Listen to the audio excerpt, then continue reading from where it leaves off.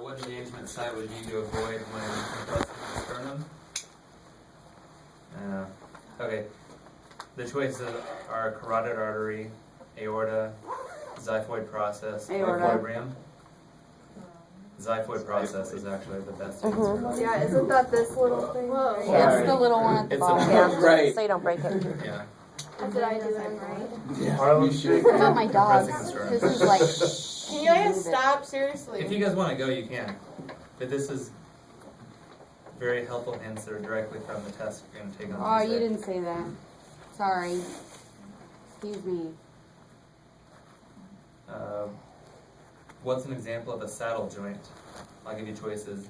Atlas and axis, radius and carpals, proximal and distal phalanges, or carpal and metacarpal of the thumb. That one. Carpal, metacarpal of the thumb. There you go. Which bony landmark is palpated to assist in locating the brachial plexus? A, the clavicle, B, olecranon, C, coronoid process, D, spinal scapula. B. No. A. C. Bony landmark for the brachial plexus. Clavicle. Clavicle. It's yeah, I was gonna say it's something. Okay. Clavicle. It's the only one anywhere near the neck. But it starts. Why is the SEM generally massaged toward the heart with the neck rotated? It's an engagement site, right? Yeah. So what are the two areas that are? Jugular and cardiac artery. Yeah, so anytime you're working with an engagement site that involves a vein, you work it toward the heart because that way you're going along with the lymphatic flow and with the venous flow. What are the 1%? Tell me what the 4 rotator cuff muscles are. Okay. Supraphalangeal, subscapular, epiphyseal. Okay. So know the rotator cuff muscles.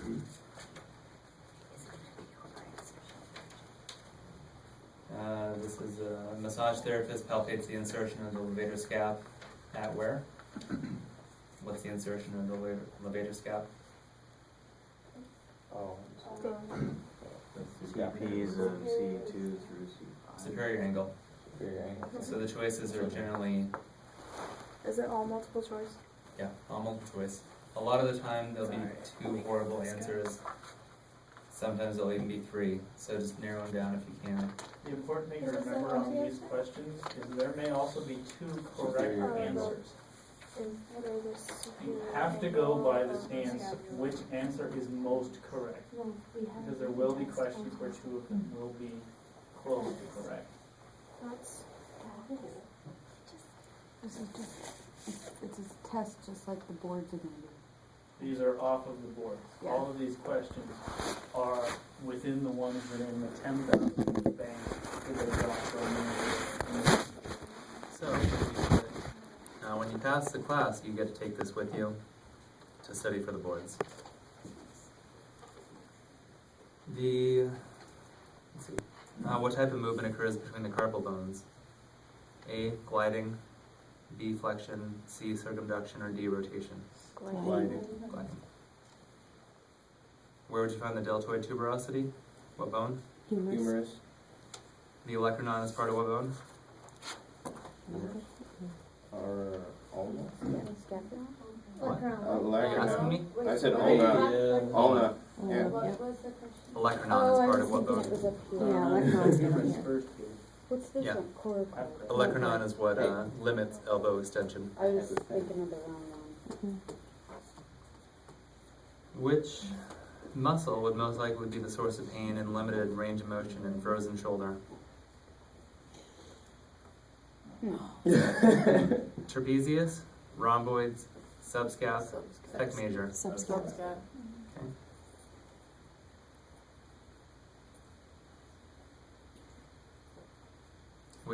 Which muscles are mainly exercised in the weight-bearing phase while using crutches?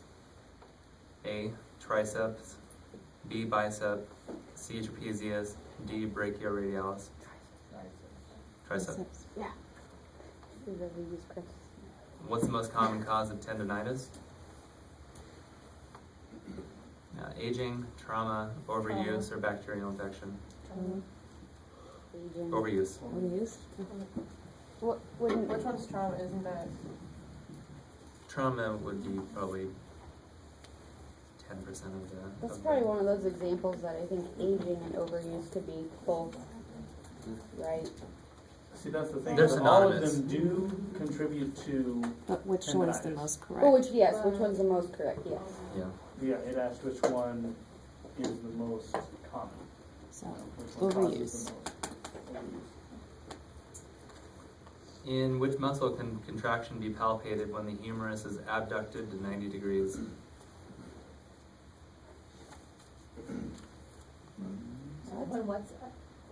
In which muscle can a contraction be palpated when the humerus is abducted to 90 degrees? What are the answers? What's it asking? I have no idea. What muscle abducts? No, the delta. Deltoid is a good answer. Well, if you're saying 90 degrees, yeah. Middle delt. Honestly, the 90 degrees doesn't have too much to do with it. It's just when you're abducting the humerus, which muscle contracts. There's a lot of questions like that that they'll throw a lot of other things into it that really don't matter. It's just all about refining it to as small as you can. So really the question is just what muscle abducts. Yeah, so they're almost, a lot of them are going to be primary questions where they will ask you directly. Some will be secondary where they'll ask you something like that. So for a muscle to be contracting, what does that mean? And this muscle is contracting during this motion. So which one would it be? So just try and break down on those. Usually they're going to ask you something direct, but try and break down what they're trying to. My suggestion would be make sure you read the entire question, but don't overthink it. Make sure you know everything that's in it, and then you kind of narrow it down. It's really easy to go read half the question and think you know the answer, and you'll get it wrong because the last part of the question kind of flips the entire thing. So here's a good one for that. As the triceps shorten during elbow extension, what muscle lengthens? Bicep. And on that one they have the anconeus, which does the same thing. Biceps femoris, which is a hamstring. Biceps brachii and latissimus dorsi, which is a different area. During what type of contraction does a muscle contract without creating any movement at the joint?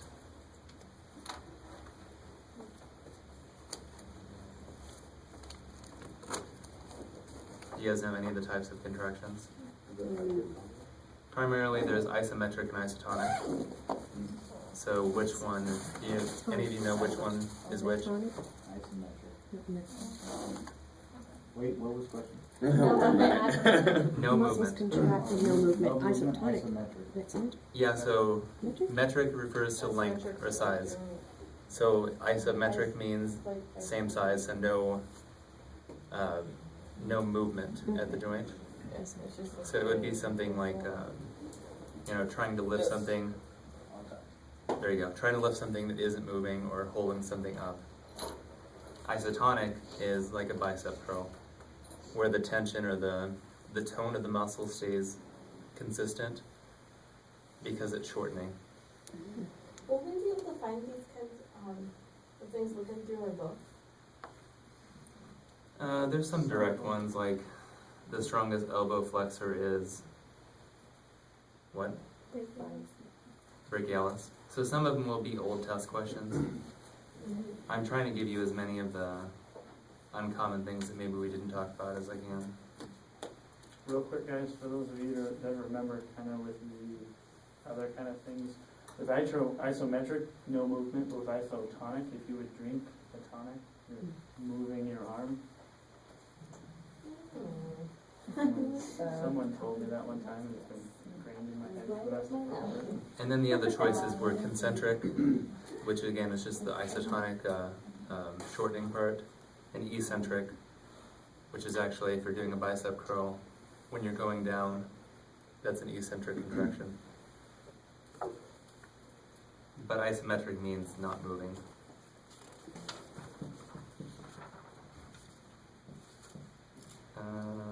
palpation of which bony landmark helps locate the ulnar nerve.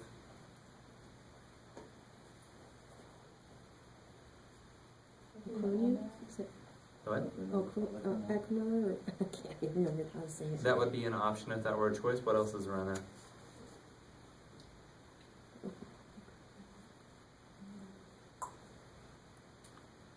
It's between the two. Mhm. Yeah, so what does the ulnar nerve run between?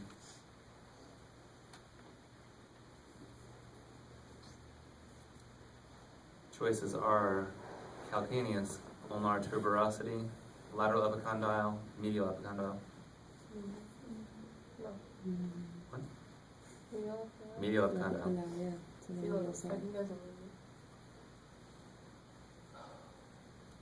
Which one of the muscles is not attached to the coracoid process?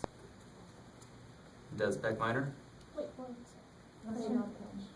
Muscle not attached to. Does not attach to the coracoid process. Does pec minor attach? Yes. Does biceps brachii attach? Are you Yes. asking me in a head nod? Yes. Those are, No. Does brachialis attach to it? no. That's the answer. The next choice is coracobrachialis. The answer is brachialis.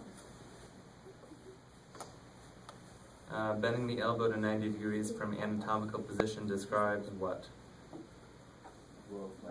Flexion. Two muscles that elevate the scapula.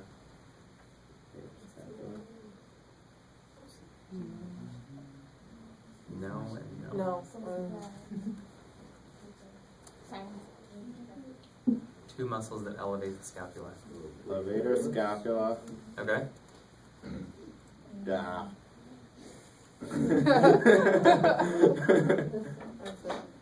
And so on here they have Upper two of trapezius. or three of them have levator scap.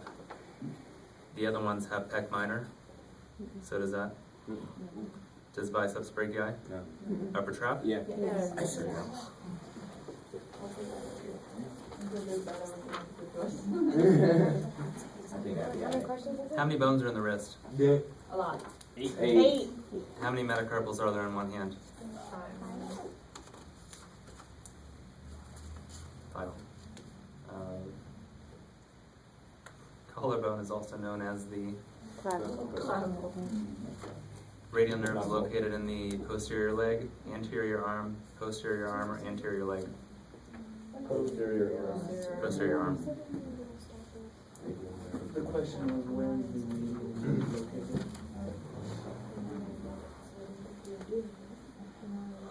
Okay, this is one that I didn't like that I saw earlier. This type of, or the type of muscular contraction allowing for good posture is called A, isotonic, B, isometric, C, tetanic, D, tonic. Tonic is the right answer. Apparently you guys talked about that in anatomy.